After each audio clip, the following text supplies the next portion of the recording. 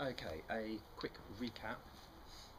Today we're going to be looking briefly at the correct grip of the suka. So we're going to be putting our fingers in the right place.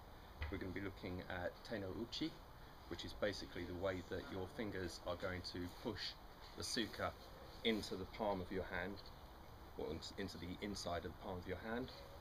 And we're going to be looking at Shibori, especially because a friend of mine, a fellow cutter, brought up a couple of points. I think I got them cleared now, but he did make one good point, and that was that the actual wringing motion of the hands should be a natural thing that happens because of the other elements of the grip, rather than something that you have to consciously do. I've always consciously done it, but since modifying my grip, I see now that there's no use for it. You know, it's something that will happen anyway. So what I'm going to do is, first off, detail the correct grip of the sword. Okay, right, sorry about the blurriness of the video, because it's possible this little clip-on wide-angle lens, well, it reduces the image quality, so I apologise for that.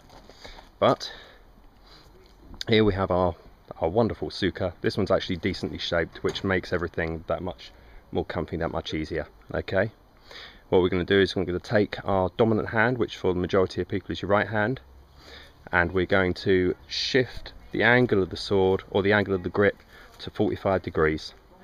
Then we're going to basically be holding that with these fingers and using the majority of the strength in those to push the suka into the inside of the hand.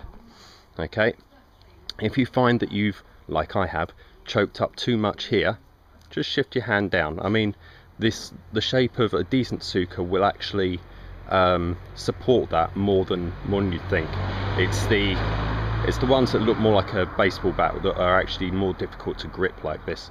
But you'll find if you shift it down so that your finger is just about touching the tsuba, then that's your grip there. Okay, yes, you're going to be using these fingers, yes, you're going to be using your thumb, but the majority of the strength, it really comes from here.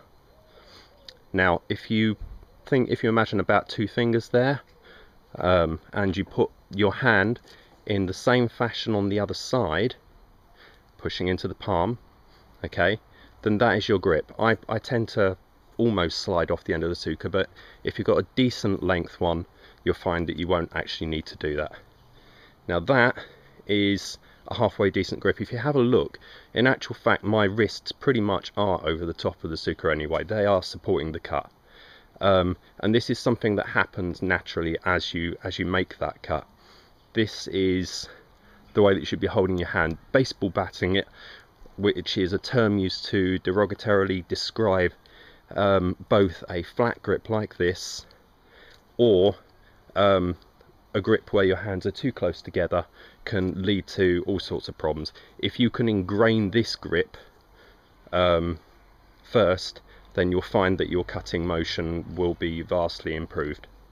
And that's pretty much it. That's all there is to Uchi and the finger position. Just remember, I exaggerate, but that's where the majority of your handling strength comes from, is here and here. And this is more for guidance. Same here and here. And that's pretty much that.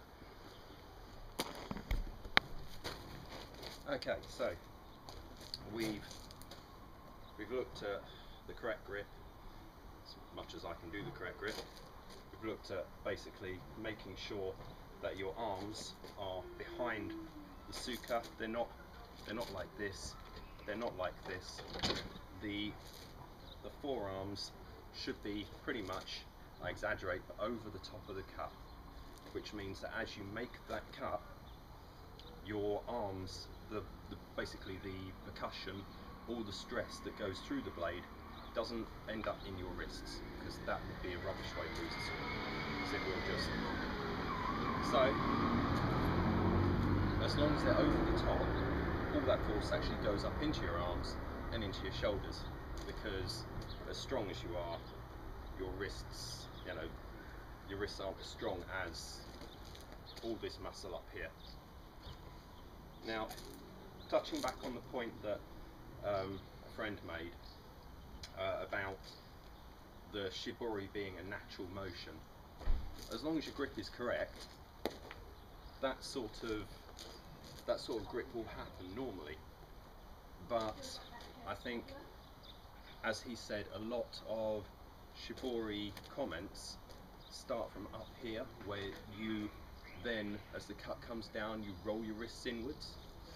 If your hands are positioned like this, which is rubbish, then you're going to have to roll your wrists inwards.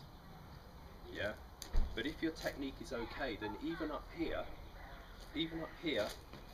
your hands should be where they should be. If they're like this, then yeah, you will have to roll your hands in, and that's going to be rubbish. But if they're here, then as you come down, as you bring the sword forward, your wrists will naturally roll in anyway, which will of course accelerate the tip forward that much more. So as long as you've got that, then you should be alright. Same for these sorts of cuts. As long as your wrists are, I mean, it looks a little bit horrible there because, you know, it's one of those cuts, but if they're there, then you should find that they naturally do that anyway, and that's what propels the tip of the sword forward as well. If your wrists roll inwards, it forces the blade forward slightly faster at the front, which gives you that nice little swish. That's pretty much that. I hope that made some sense anyway.